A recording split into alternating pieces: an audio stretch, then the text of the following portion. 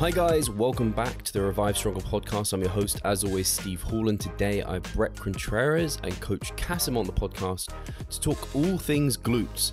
This is going to be a three-parter, guys. There was a lot of talk, a lot of nuance, and a lot of discussion. In this part one, we're going to be talking about exercise selection and how important that is towards glute hypertrophy. Talk a bit about muscle positions in terms of lengthened, shortened, what's most important for glute growth, and also talking about kind of how much don't we know right now, and that sort of thing. So I think you're going to take a lot away from this episode, guys. As always, if you're interested in any online coaching, you've got some fat you want to lose or some muscle you want to gain, and you want to get educated during that period of time as well, we have very good online personal training available at Revive Stronger. That is what we do day in, day out. That is how we make our living. So if you're interested in learning more about that process and the coaches we have on the team, please do check the link in our bio. But without further ado, let's get into the podcast.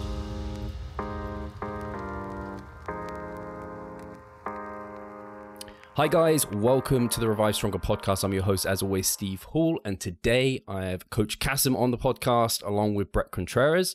So hopefully you guys are more than aware of both of these individuals that have both been on the podcast relatively recently as well, and you've probably and hopefully listened to those episodes, which are always fantastic, and they did me the honor of coming on together to discuss some of their ideas behind mostly what we're going to be talking today is glute hypertrophy, which I think is going to be super interesting. Obviously, Bret has a deep interest in this, being kind of the glute guy, and a lot of history in that. And Kassem has a lot of new ideas surrounding kind of glute hypertrophy that have recently come out across social media and different platforms that he's been working a lot on in his own, I guess, sort of lab as well, N1.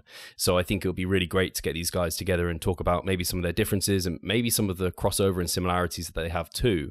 I don't know if, Bret, you want to start with, I wanted to kind of give people an awareness of, in terms of exercise selection, which is what we're going to be talking about for glute hypertrophy a lot about, in terms of hierarchy of the importance of that within other variables in terms of training, so like volume, intensity, these other things. Where does exercise selection sit for you, if you can place it in a hierarchy, if that does work, because you may say it doesn't even work in that sort of system?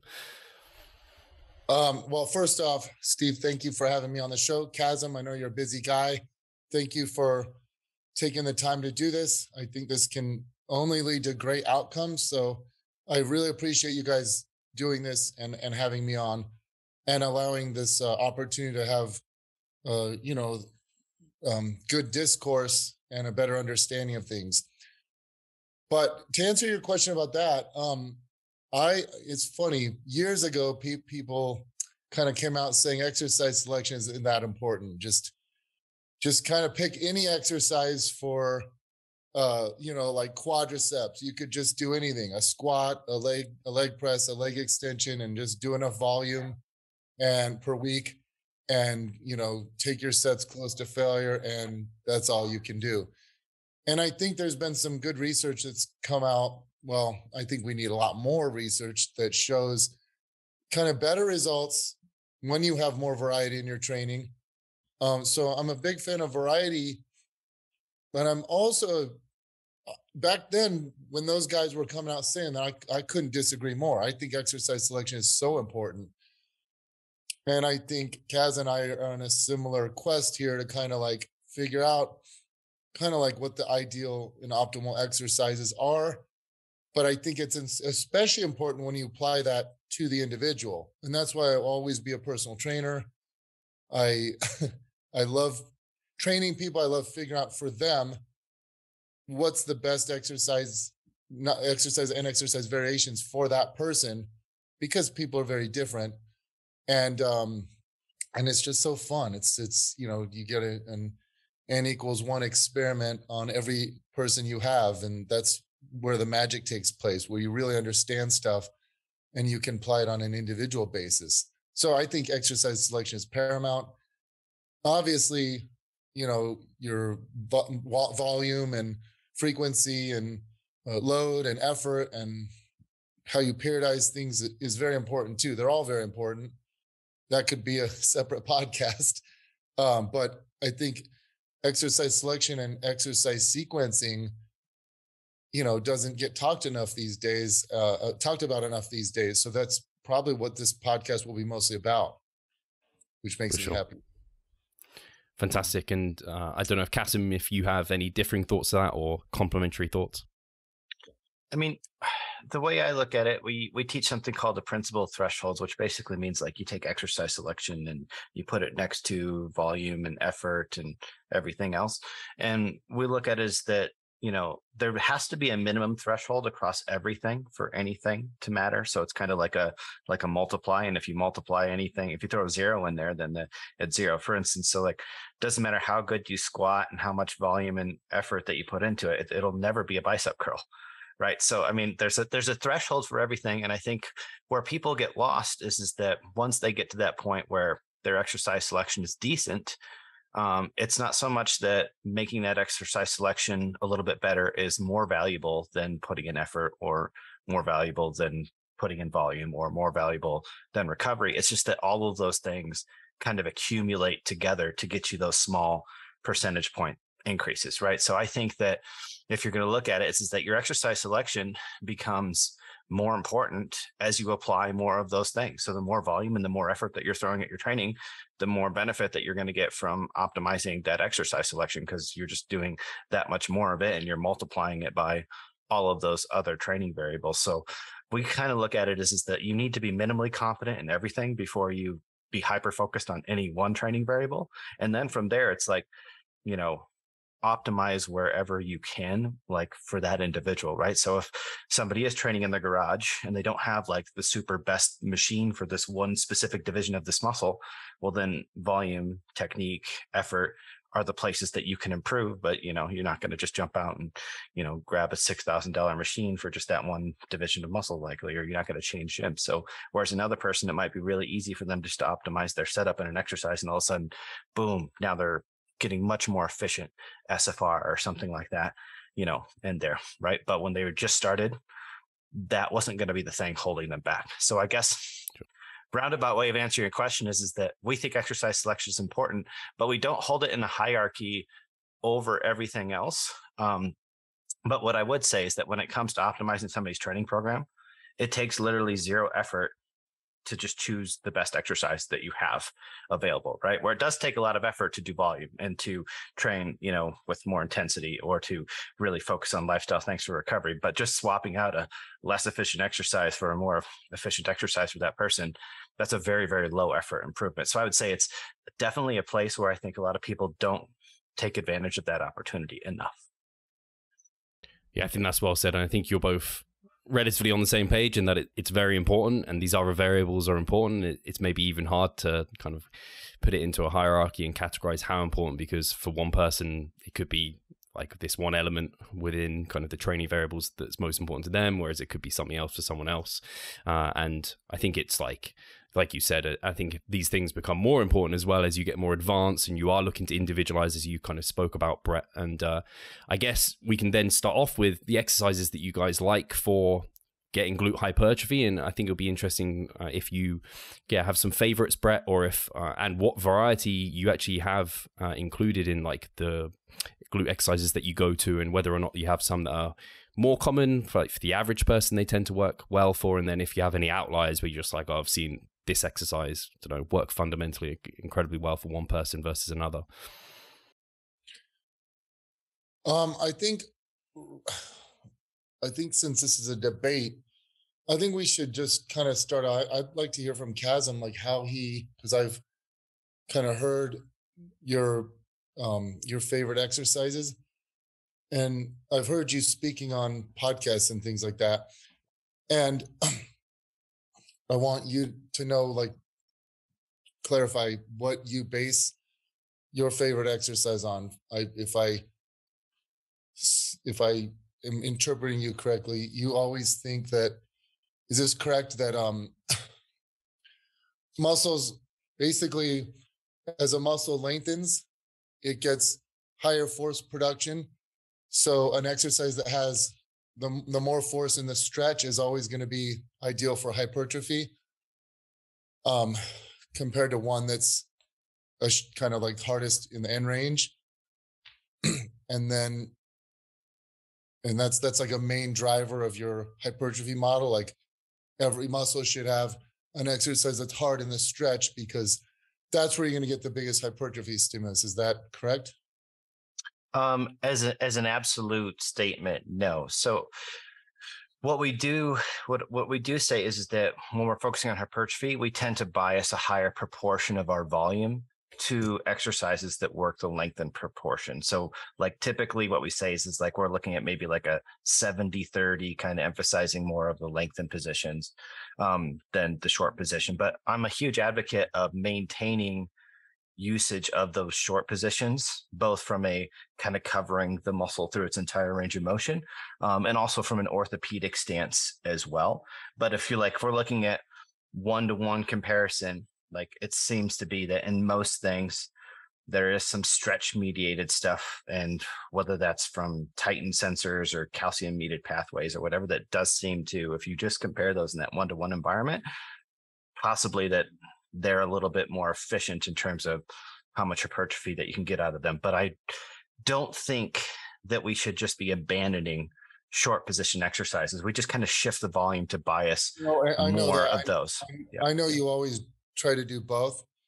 Well, I've heard you say that for glutes. I don't know. Do you say that for every muscle? Like curls, you'll try and do one in the short. And so that's kind of your philosophy. Mm-hmm. Like if you had to choose one, always make it the stretch position, but then it's better to do both. Yes. Yep. Yeah. And interesting, you brought up Titan. I'm not sure how, this is my friend Brad's area, but I try to geek out on it. Titan would be an interesting signal and sensor because it responds to stretch. I don't know how calcium dependent pathways would, I guess maybe through muscle damage or something. Well, it seems to be that the majority of the calcium and ion displacement happens during the stretch, right? And that's also one of the current theories for DOMs and stuff. So if there is yeah, well, I don't know. Well, I'm not, I don't have the answer there either. It's like of the ideas that are out there that would give us possible reasons for why the lengthened position might be a little, what might be showing a higher hypertrophic response in these longitudinal studies.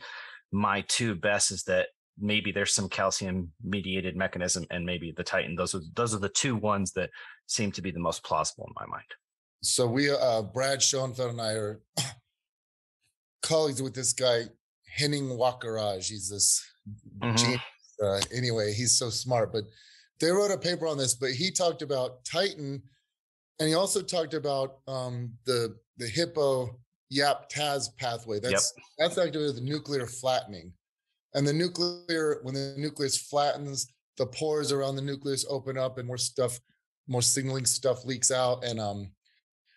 And so I think the two, for me, for the stretch, arguments for stretch-mediated hypertrophy, and we don't know enough about this right now. We need a lot more. This is in its infancy, but the two candidates for stretch-mediated hypertrophy would be Titan and then that nuclear flattening activating the hippo YAS YAP and TAZ. But there's one that he pointed out to me, that Henning pointed out to me, because those would be just tension, stretch. There's one that would be activated through, the sarcomere shortening and pushing together, actual force. And that's interesting. This is in the Z line. And this is the filament C bag 3 candidate. And again, we don't know enough about this, but that's interesting to think. This goes to your point that we don't know which is the most important. People tend to think Titan because it's the most popular, but I think there's something to this filament C bag 3. I can't get it wrong, but that would be in the Z lines, and that would be activated when there's force production, not in stretch. And that's interesting because that would kind of go towards where you get the most active tension, wherever the most active tension is. And so what you're going at is you think that because a typical force length curve of a muscle, you see as you stretch the muscle, the active force rises. And so you should try to kind of match the resistance profile of an exercise in order to take advantage of it, to try to get that optimal position, that the optimal length at which muscle produces maximum force or maximum active force. So if that's in a stretch, then you should try to do an exercise that works you in a stretch. Or if it's mid-range, for example, you should try and make sure you're doing something that hits the mid-range hard. Is that correct? I mean, we kind of look at trying to cover our whole bases and then just have, like in hypertrophy phase, have a slight bias, you know. And I mean, if we're nerding out here and we're talking about all the different possible, you know, intracellular signaling that we could have from mechanical tension, you know, I think it's always going to be a combination of all of them. If I'm just thinking logically, like it would make sense that we would have a slightly different response to the Z-line sensors than we would the Titan ones, because we would need slightly different protein expression to repair those tissues and to respond to that, right? So I think what we're going to find is that all of these things are contributing to hypertrophy, but they're doing it in slightly different, nuanced ways in terms of what's being expressed after the fact, so that we can recover appropriately to the type of stress that the tissue's gone under, right? So that's one of the reasons why I'm like, well, we should still kind of include everything. And then in regards to, like, you know, matching the resistance profile, really what we're trying to figure out is like just to have a profile that's good enough, depending on the exercise. It seems to be that from what we've seen is that covering the range of motion from an orthopedic perspective is more important than having a perfect resistance profile. But if we can add a good loading profile on top of whatever range that we're doing, then why not accomplish that at the same time, right? So I've heard you on a couple of different podcasts say, like, squats are always going to get you better. Squats and hinges are going to get you, or hinges basically will always get you greater glute growth than a hip thrust, because they're stretched. They work the muscle in the stretched position. Yeah. If we're comparing those in 1-to-1 in isolation, then yeah, I would agree with, that's what I've said in the past. Yeah, I've heard you say that on, like, I watched like 3 videos in the last 2 days with you. So here's what I want to know from you. Let's say muscles were different and there were some muscles that like didn't get much passive tension and they happen to have maximum active force production in a shortened position. Like you've talked about how anytime a muscle shortens, you get the sarcomeres, getting too close together. It interferes. So then EMG drives up. EMG drives up to compensate for that loss of force production. If there was a muscle that were highest, like say some muscle in the body, in its shortened position, that's where it actually got the best sarcomere overlap. Are you aware of any muscles like that in the body? They have a better sarcomere overlap in the short position. Force production is different though, because that's accounting for the levers as well, right? And then how much resistance is that there? But so if you're just talking about tension Z-line to Z-line, active force, right? Active force production, where you get the highest active force. Yeah. So am I aware of a situation where the cross bridging would result in the greatest amount of tension being when a muscle is fully shortened? No. Hey, Pascal here. I just quickly wanted to remind you of our online coaching service. At Revive Stronger, we put a huge emphasis on the personal aspect of our coaching. And if you want to take your physique and knowledge to the next level, hit the link in the description below. Okay, so if I believed what you believe, I would totally agree with you. We'd be on the same page, there'd be no problems. But I came across this with Andrew Vagazzi. It's funny, we're in Glute Lab, San Diego, or I was on the phone with him. It was like 1 a.m. And I was hounding him for this because I was curious about this for so long, because everything made sense to me. So this is why you've heard me say for the last 5 years that hip thrusts give you the most tension on the glutes, hip thrusts and glute bridges. And it's because of this graph right here. And this is OpenSim. And I know it's going to be hard to see, but basically what you see is this is active force production, and this is right around neutral. And this is because of the resting sarcomere length of the muscle.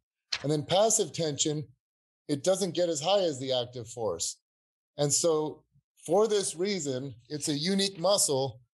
and this is what the current top biomechanical models and top biomechanists believe about the gluteus maximus. I don't know enough to know if it's perfect. I talk to these guys and I'm not as good at physics and biomechanics and mathematics as they are, but it's due to the resting sarcomere length of the gluteus maximus. And it seems to create peak tension right around neutral. And the tension, you can see is like 3,350 newtons compared to down in the stretch position, you're getting like 1,250 newtons because the sarcomeres get too stretched. So actually, in a deep squat, you're only getting around, like 35% of the tension, the force production, the active force production that you get in the lockout. So for this reason, lockout exercise actually, because from what I've heard over the last couple of years and all the videos, you say you always choose a hinge over a hip thrust because you get more tension in the stretch, and then that's what you're going for, maximum tension. So if this is true, would you then agree that actually the hip thrust and the bridge would be better for glute growth? I don't think I could make the jump that it would be better in that case, right? One, you said it was max force production at neutral.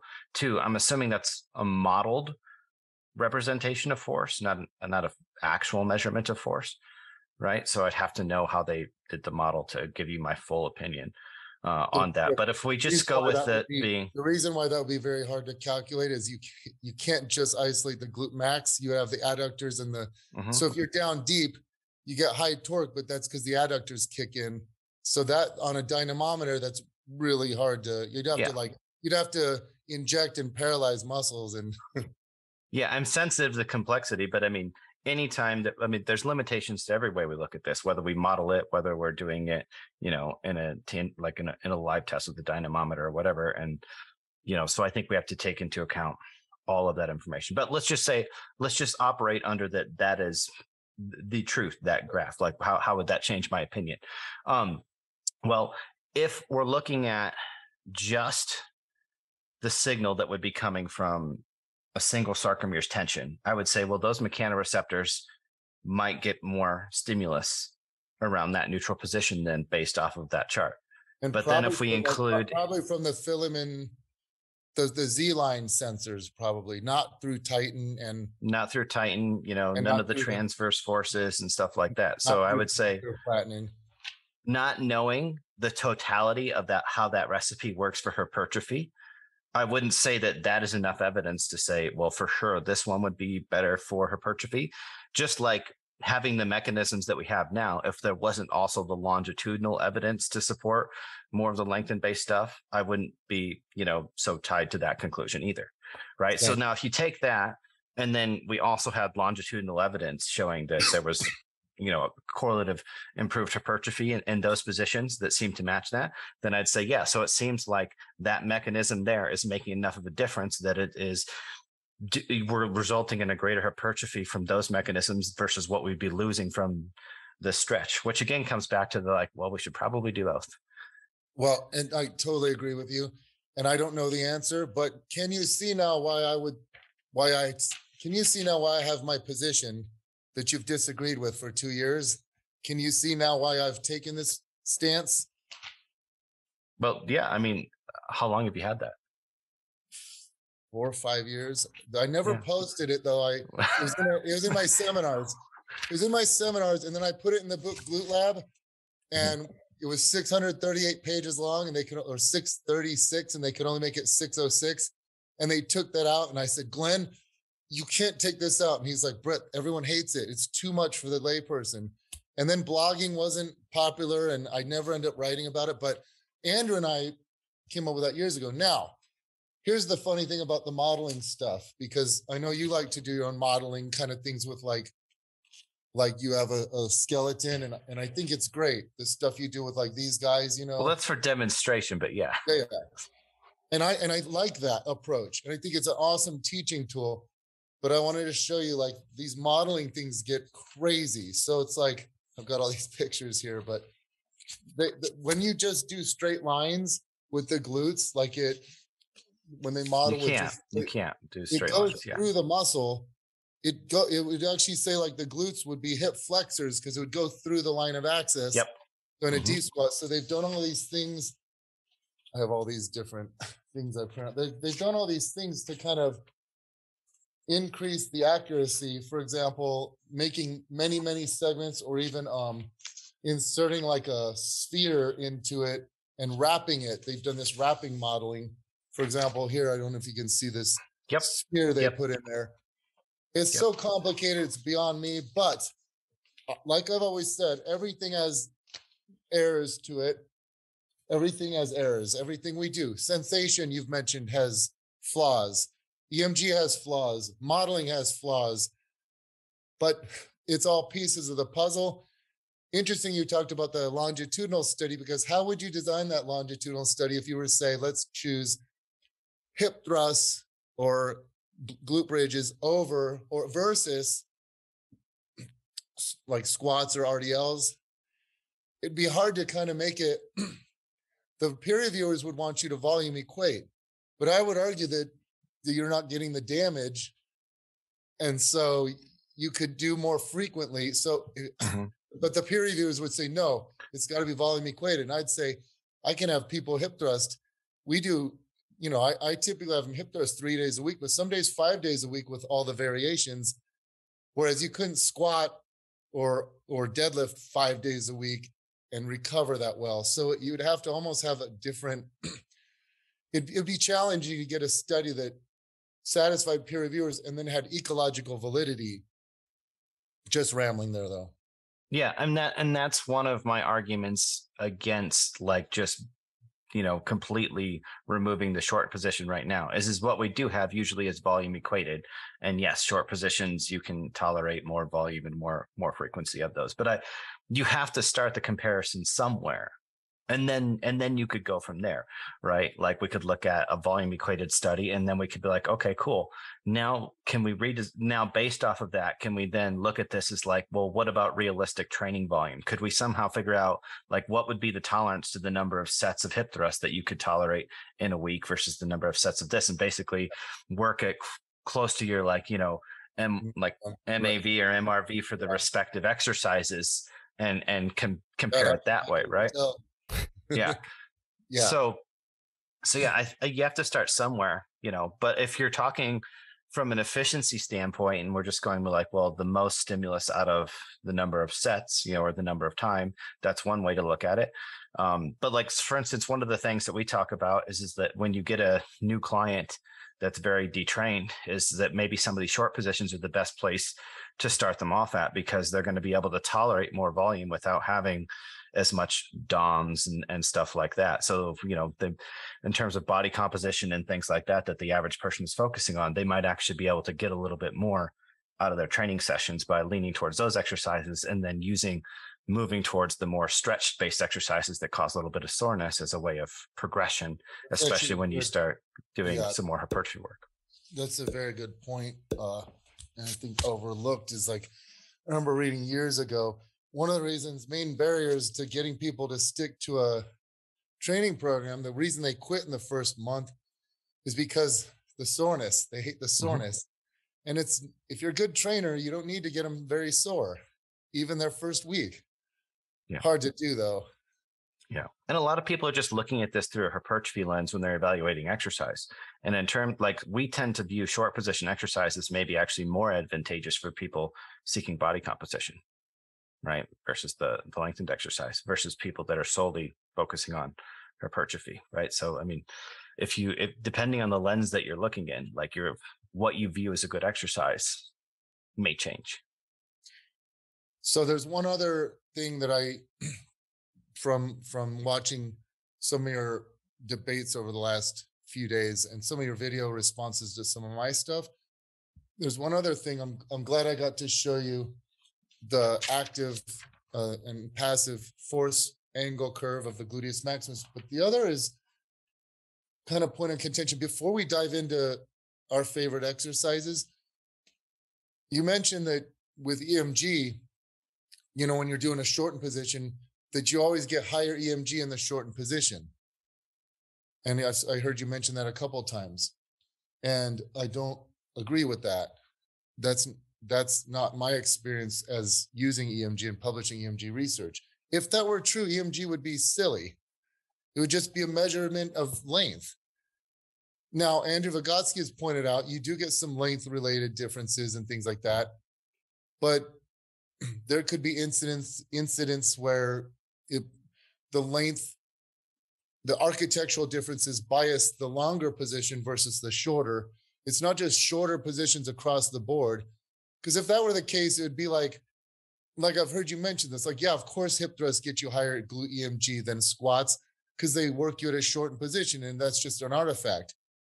And I wanted to point out that although I do think there's like an innervation zone and it shortens, I wish there was, it blows my mind that there's some of the stuff I've been wanting to see for 15 years as a researcher.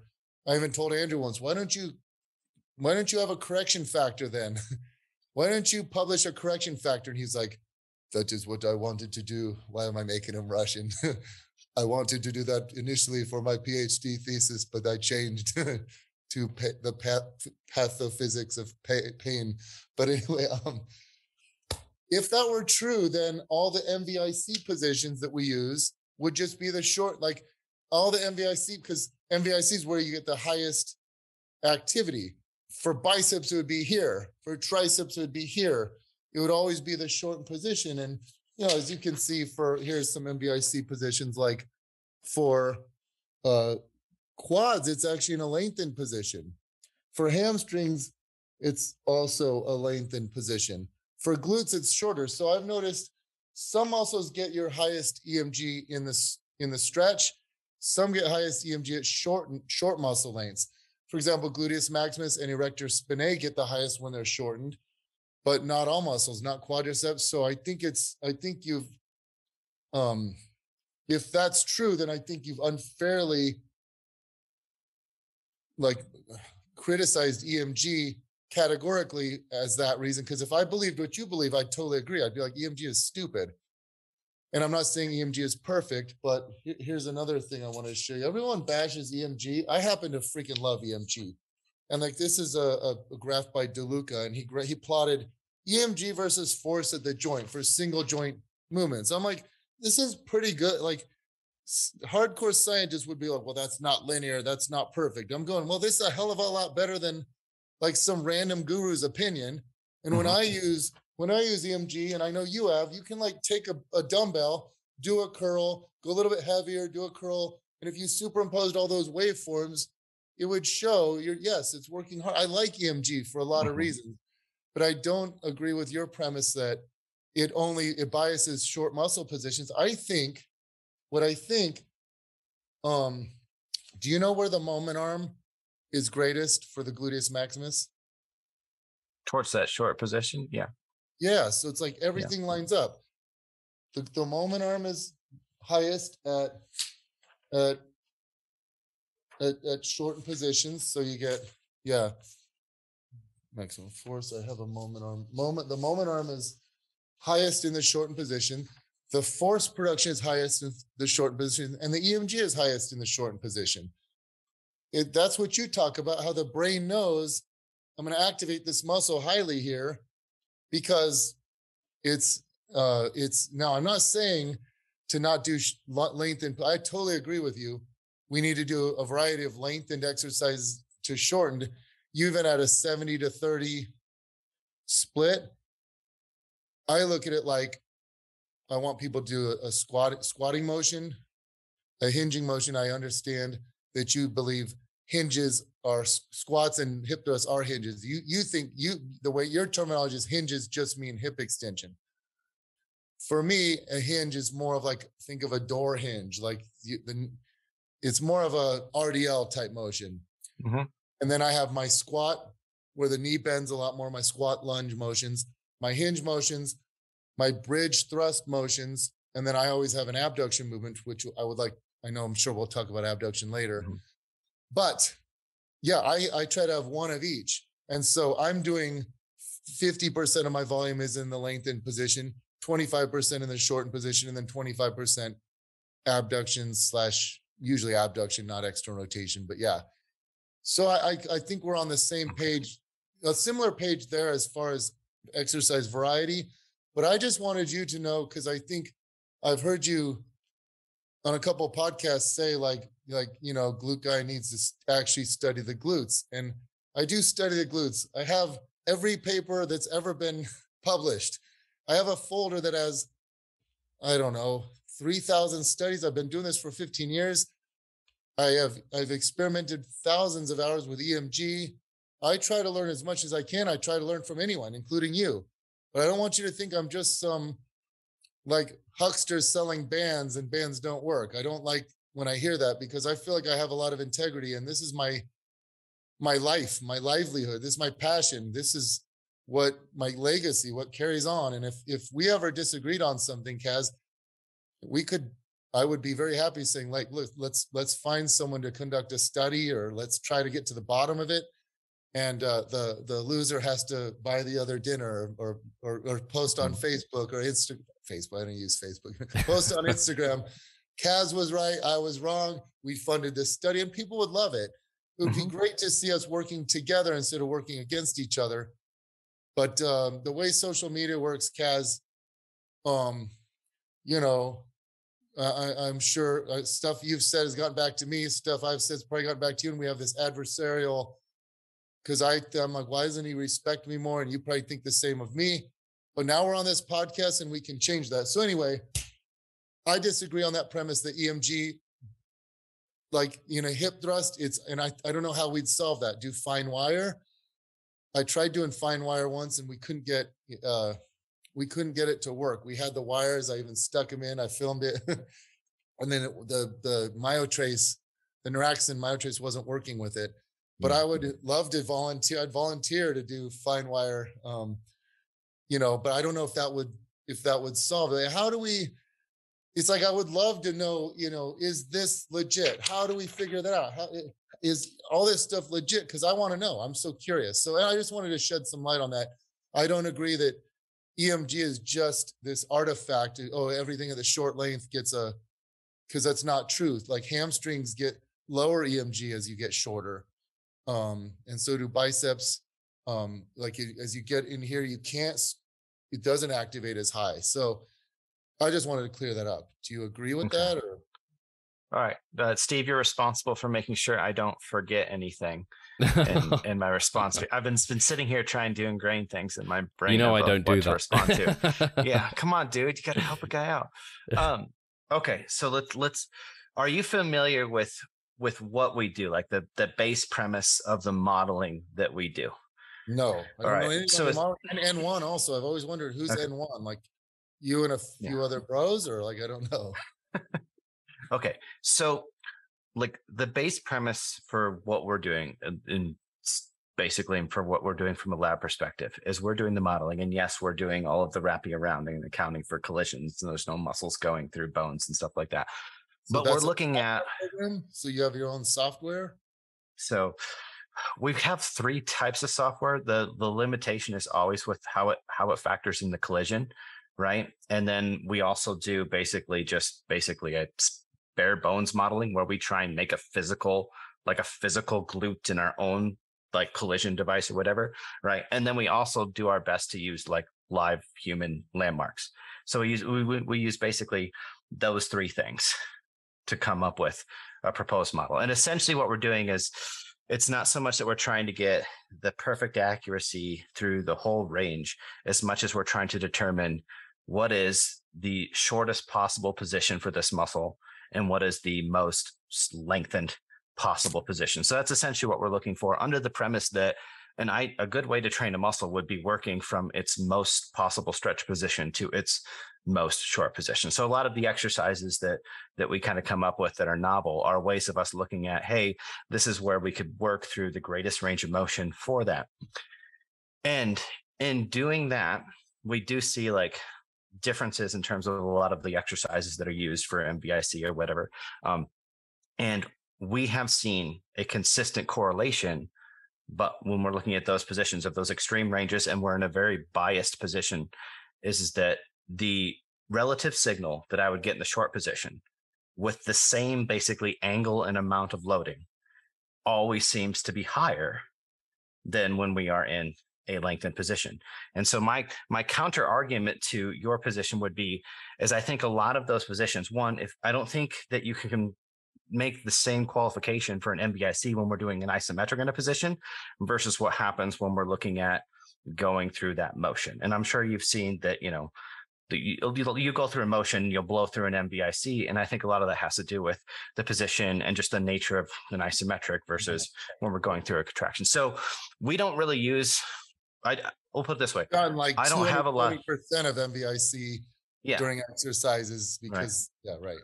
So I am more confident in the information that I'm getting from positions where I'm pretty sure that like I'm actually testing this muscle's true shorten and true lengthen, where that tissue would be very biased. Because if we're just looking at, you know, well, that was this higher and this is lower, and we're not seeing everything that's going on. And maybe that's a place where, you know, in one element or in one of those positions, something else had a little bit of leverage or not. And there's not those subtle positional things accounting for that, is we're not seeing a true, like, this is effect of the EMG and that muscle length. We're seeing, again, we're going back to, we're seeing the accumulation of everything that's happening, right, within that contraction and within that position. So if the position is not very, very specific, I don't think that data really matters. And so, like, for example, we just did a thing on all the different heads of the triceps, right? And like through modeling an EMG, we've basically come up with positions that seem to be able to bias the lateral head versus the long head versus the medial head. And there's a short and a lengthened position for those, right? And so the bias between those positions in the short positions and is the same as the bias as the lengthened position, but the overall reading across all three of those is always higher in the short position relative to the same muscle in its relative lengthened position. So when we're looking at this very specific, I am seeing a direct correlation with that, right? And again, this, you know, you pulled up the graph and that was information that you've had for a while. This is something that we're seeing in what we're doing. And I mean, I'm just going to say that as I'm like, you should. Hi guys, Steve here. Just wanted to take a moment of your time to remind you of our online coaching service. At Revive Stronger, we pride ourselves on providing personalized service that will take your physique and knowledge to the next level. If you're interested, check the description and sign up. Yeah, like publish it, discuss it, like let us look at it, because if it's legit, that's great. I'm a little skeptical because I look at these models and I'm like, they're so complex. I mean, I taught it is. It's a huge pain in the ass. Math, and I don't understand. I took calc. Calc 1, 2, 3. I don't understand the math behind them. So if you guys have a model, if your team has a legit model, but they have to account for changing moment arms, changing lengths, you know, the resting sarcomere length, how that moves, and all the architecture changes. It's a very complex system, as you know. But if you guys are doing that, that's great. Like publish it, or at least post it. Then we can have these guys look at it, these top biomechanists, and they'll say, yeah, this looks legit, or they'll criticize it and say, no, you forgot to do this, you're leaving out this. I mean, that's a classic error that people do. Yeah, that's why we've simplified what we're looking for to extremes of lengths, because it is so complicated to do the majority of the force factors within the model, right? Versus like, it's a lot easier to play around with all of the different positions and be like, all right, in this, there's no way for us, we can physically measure these landmarks here. We can model them straight line. We can model them with, you know, deep tissue and whatnot. And it's like, look, it's like at this point in time, it's like the equivalent of mathematical of reading a measuring tape here, because we're just trying to find, well, okay, what is the most shortened? What is the most lengthened, right? And so what we're doing is not as complex as somebody that's trying to model the forces throughout the whole range of motion. Because what I'm hoping is that if we can find these positions, then that actually creates the opportunity for somebody to run the force model through those two positions. Because right now people are just running force models through arbitrary positions of, you know, sagittal flexion or like they just pick a motion, because you would literally have to model every possible position of the joint. So the first part of the investigation for us is like, can we come up with a point A and a point B? And that would be the most sensical thing to actually do such a model, if that makes sense. Well, so I think it's important to point out that a lot of what you and I believe is theoretical. Like, we don't even know if, cool, let's say this is legit, then a squat, if this is if you get max activation at the bottom of a squat, then you get this, you know, you get these. Where you get max activation at the top of a hip thrust, you get here. So one could hypothesize that, yeah, you're going to get greater hypertrophy with the hip thrust then, but that's just a hypothesis that would need to be tested with longitudinal. And one could speculate this is probably going to get more signaling, signaling from this pathway. You know, the squat might get you more signaling from the tighten and the nuclear flattening, whereas the hip thrust might get you more from the filament 3 bag C or filament C bag 3, whatever it is. But this is all just theoretical at this point. We're so far ahead of ourselves, which is just two bros, two meatheads trying to make sense of it all, you know, and doing the best we can. If it was all settled, we wouldn't be having the discussion. Right. Like Steve would be out of a job. With the modeling, I get that, but I think in the best interest of time, because we still have to discuss abduction, frog punch, best exercise selection. So let's, if you don't mind, let's move on. I would love to hear, like, I went through your critique of one of my posts, agreed with a lot of it, but I think you missed the whole point of my post, but that's aside the point.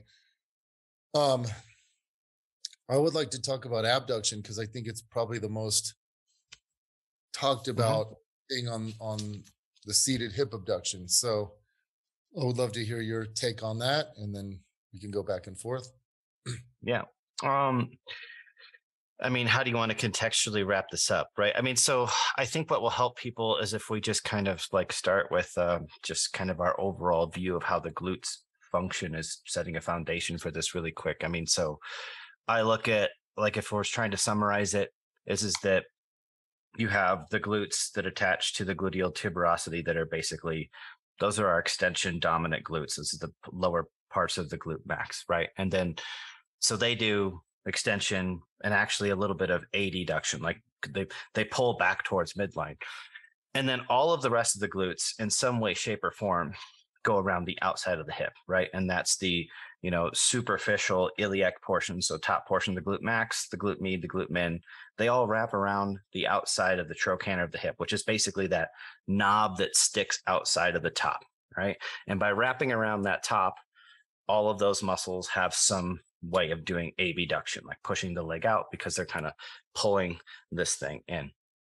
And our view of abduction is that there's a specific path of abduction for everything from the iliac glute to the 3 divisions of the glute medius to the 2 divisions of the glute minimus. And it essentially goes from the iliac glute being mostly extension with a lot of rotation and some abduction to the glute medius that is going to have less extension, more abduction, right? And then the glute minimus, which would be having even less extension and still a lot of abduction. So it kind of like, if you could imagine, and I've tried to draw this up and it looks like a weird flower, but if you just imagine the leg going into varying degrees, almost like a clock, right? And that's kind of how we would look at the motions for those muscles. And I would say where we probably differ the most is, you know, looking at something like the seated abduction that is doing abduction in a straight transverse plane, whereas we're looking at, for targeting the glute medius, for example, doing abduction in more of a combination transverse sagittal-ish plane. So the leg is going through some extension and abduction at the same time. And if we're looking at lengthening those muscles, we're not going to get them in we're not going to lengthen them fully or shorten them fully in a transverse. So like if we're looking at hip abduction, adduction 90 degrees, we're essentially only getting a small mid-range portion of that motion. I think the defense of the machine is, it's a very easy place to get in and load. And some of these other exercises are a bit more complicated to do.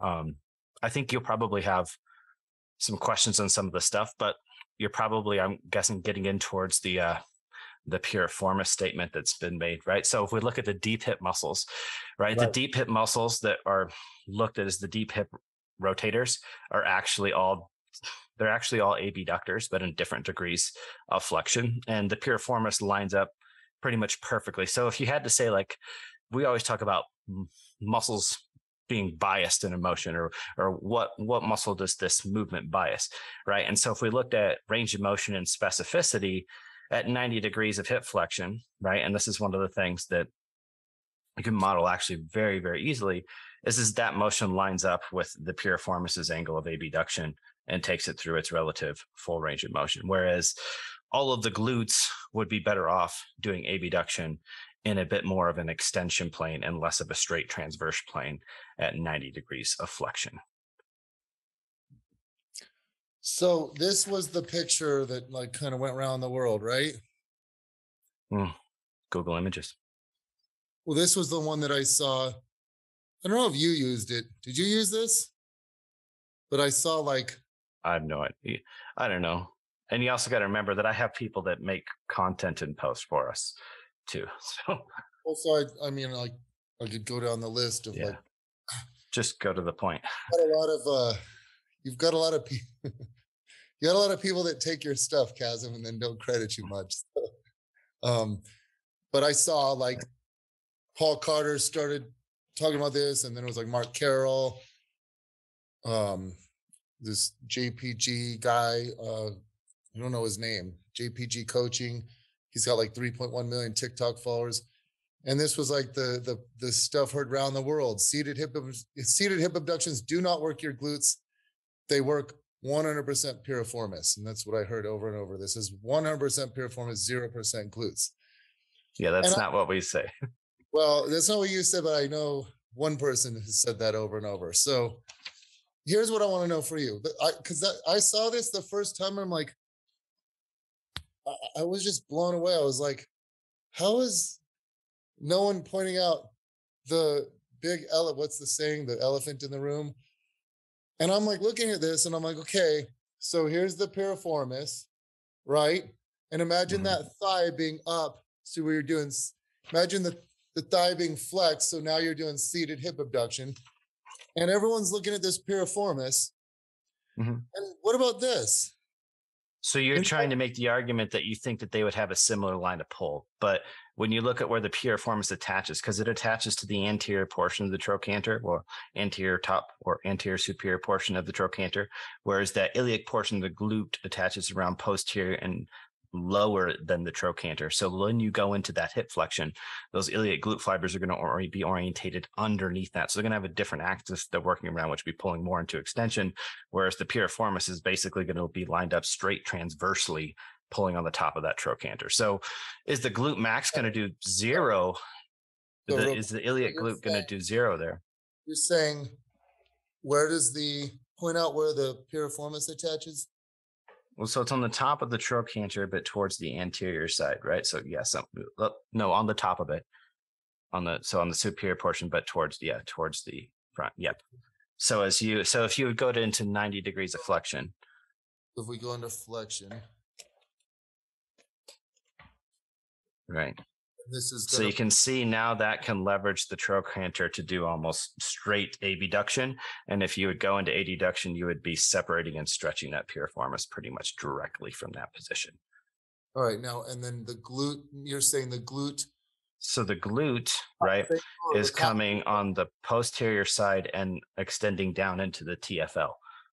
So the gluteal tuberosity, which is... Well, let's just go to the glute, the fibers of the glute max that attach to gluteal tuberosity. If you want to try and say that those do abduction, then I would just strongly disagree with you on that, because they do the opposite. But the superior portion of the glute max that ties into the TFL, that's the one that, if there was glute max activity here, would be active. Okay. Right? And that's something we've measured too. Like the lower portion of the glute and transverse abduction at 90 degrees of hip flexion is like, it's zero. They may as well be dead. Gluteal tuberosity is. Yep, what? that's there. So if this was up here, why would this not produce abduction? Wait. What? Because it's pulling towards midline. The fibers line up and they go towards midline from there. If they're wrapped around, so you're saying if the fibers of the glute max are wrapped around this way? Well, if you're talking about the ones that attach to the gluteal tib, those only go up through the sacral portion and a little onto the ilium. So they're going to attach and they're going to go basically behind the femur. So they're going to be wrapped around the posterior portion of the pelvis. The angle that you just did with your hand, that's representative of the iliac portion or the superior portion of the glute max. That one, yes, is involved in abduction. Right? We agree there. Would it not do that? So remember, because it attaches posterior into the TFL, this is instead of rolling over the top, imagine that you'd be wrapping a little bit more underneath. Now or the sacral? So the iliac fibers, right? So the most superior glute max fiber. How do you know where the iliac fibers? So much of them attached to fascia. So you're like IT band. Yes, right. This would be this isn't going to translate very good to audio, but I was going to say, if no one was watching, Bret was lining up where the glutes are attaching on a skeleton there. So you better be on YouTube. Let me see if I can just describe this. Obviously, this would be better if we could both stick our hands on the model there and point to things. Whether I feel like I'm trying to direct Bret, and he's trying to give me the finger while I'm doing it. If so, the iliac portion of the glute max, right, which is the most superior portion, right, that comes down and part of it goes over the trochanter, right, and starts attaching to the TFL, and some of it comes in behind like the trochanter. So it is, even though part of it exists over the top, some of it exists underneath. So in that 90 degrees of hip flexion, part of that muscle belly, because it's got to wrap around all that tissue, is laying on the posterior lateral side, right? Which means it's going to have an axis to be pushing into extension with abduction, but not straight abduction. So if you do abduction there, will you get measurable activity in that muscle? Yes, right? But would that be the best way to train that or the place to get the most activity? I would say no. Like now, if you move to something like the gluteator, I would be like, well, that would be an improvement there, but I would like to change that path even a little bit more, right? Well, to me, I guess, but to me, I look at that and I think that glute max would be, and also from palpating. So the seated hip abduction is one of the weirdest exercises because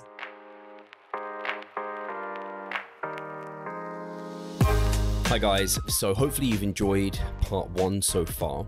I just wanted to take some time to walk through some of my take homes from this episode that might help build upon future episodes as well, just so you have some sense of understanding, and this might just help you consolidate your thoughts, which might be different to mine. I'm not saying this is their thoughts either, but I would say I took that both of them view exercise selection as being absolutely integral. It's not volume that's most important, intensity that's most important, frequency or exercise selection. They're all very important components. It's hard to really put into any sort of categorization or say which one's obviously more important. It might differ for different people. It seems that the lengthened position does tend to be more important for hypertrophy for a lot of muscles, but right now that doesn't seem to be completely clear for every muscle, and maybe the shortened position is quite important for some muscle groups, particularly something like the glutes, where maybe they respond slightly differently for reasons we don't fully understand at the moment. But what's a good idea is definitely to use both lengthened and shortened emphasized movements within your program. And at the moment, we don't have sufficient data to say one way or the other right now. It's mostly hypotheses, conjecture based on different interpretation of data and experience. That's at least what I got from this episode. So guys, let us know what you got from the episode in the comments. Stay tuned for part 2. Thank you as always for tuning in, and we'll check you talk to you on the next episode.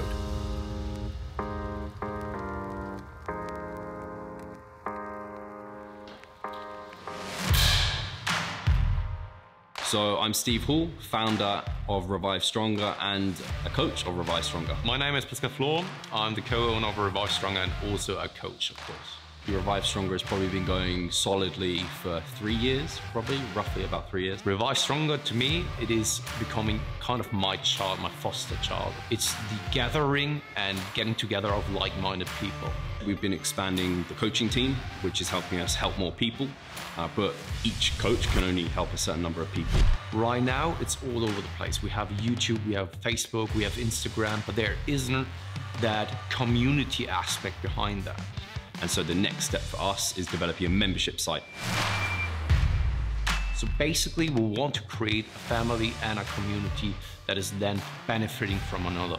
A really cool community for people within our little niche is going to be a website. They will get early access to our podcast. You can access us, ask us questions. The community aspect, we have a forum there. You can ask questions, but also you can log your journey. There's also going to be courses on there. Courses, presentations on different topics. Discount of past seminar footage. We will log our journey as well. We'll start vlogging. We're going to have documentaries. Our entire athletic journey. Furthermore, they get access to an exercise video library. The exercises that we love for hypertrophy and maximizing hypertrophy, we're going to go through those in depth, telling you how to execute them. We kept them concise and also mobile friendly so that you can watch them in between your sets. I'm super excited to grow this community. The amount of value that we're going to be delivering is huge, and I'd love you to be part of it. You will get so much out of that. I'll see you inside.